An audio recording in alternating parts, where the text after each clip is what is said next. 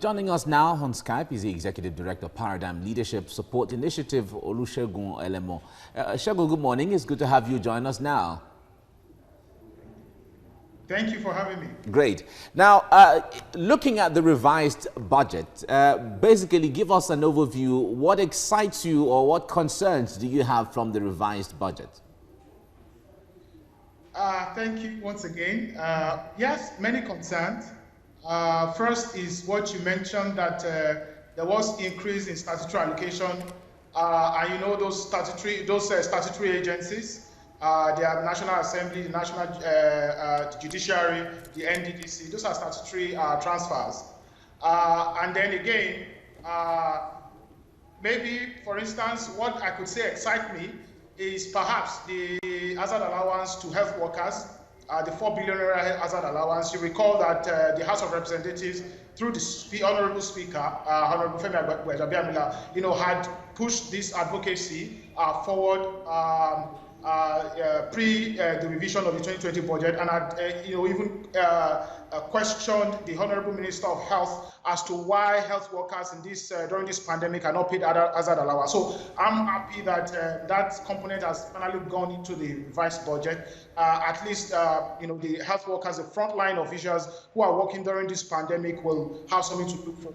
Also, another downturn to it is the fact that out of more than 800 billion, voted for capital expenditure between January and May, only 253 billion had been released. And what impacts the ordinary Nigerian more are those capital, components of the budget. So if we have only achieved, 9%, for instance, of capital, releases so far, then you want to really begin to question how the ordinary man is feeling as the implementation of the 2020 budget. Mind you, recurrent expenditure had gone as far as 30%.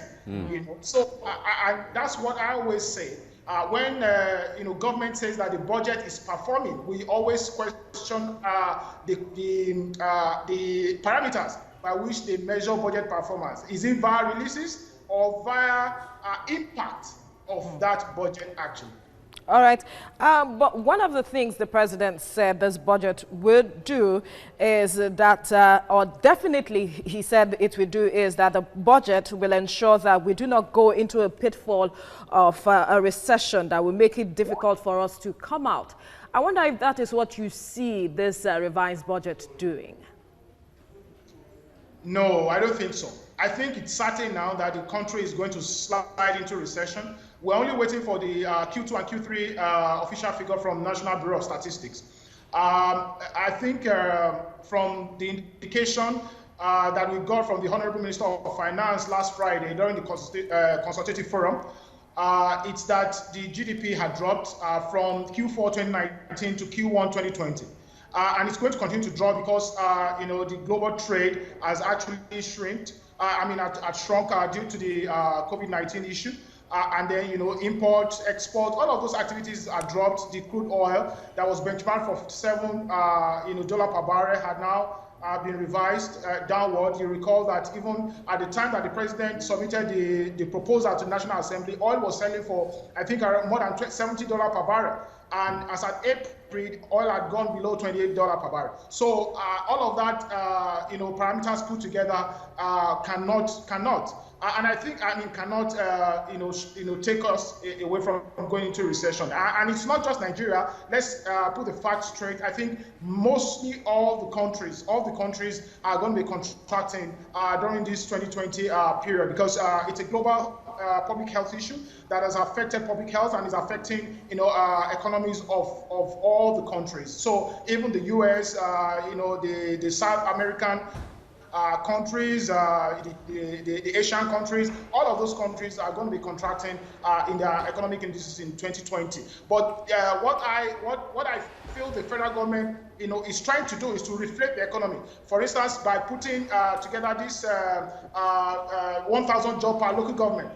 the 774,000 jobs that the federal government plans to implement. But you also know that there is this back and forth between the Honorable Minister of State and the National Assembly. So we want a situation where all of that can quickly be resolved so that those monies, those 20,000 that we pay to those young Nigerians that will be working, can then add up to reflating the economy and then perhaps help us to absorb the shock a little. But whether the country will go into a recession, I think it's a fact. All right, now the CBN is getting set to inject about 2 trillion into the economy. How much or how far can that go in all the stabilization efforts of the government? It's all part of the effort to reflect the economy. The CBN already knows from the field, even though the official statistics is not yet out, but I mean, everybody knows from the field because, for instance, the revenue of customs has dropped, oil revenues are dwindled. So all of that, the CBN knows that the country is going to contract. What the CBN is just trying to do is to inject some of those monetary policies that can help the economy. For instance, it had also revised, CBN had also revised the foreign exchange, disparity in the foreign exchange market. And as I've pushed it from 305, which the president submitted last year during the proposal, pushed it to 360. This is also part of the effort altogether to stabilize the market. Yes, we need all of those injections, but we need those injections to be put in critical sectors such as health, such as education and agriculture. If we're not going to be expecting much from oil, I think we need to pump money into manufacturing. We need to pump money into agriculture. We need to also enhance our digital economy, because those are, that is one economy in this COVID-19 season that is not largely impacted, the digital economy. All of those businesses that are running in the digital space are making money at this time. It's only the fact that Nigeria has not developed that sector enough to get us the kind of forex that will help us in this season. All right.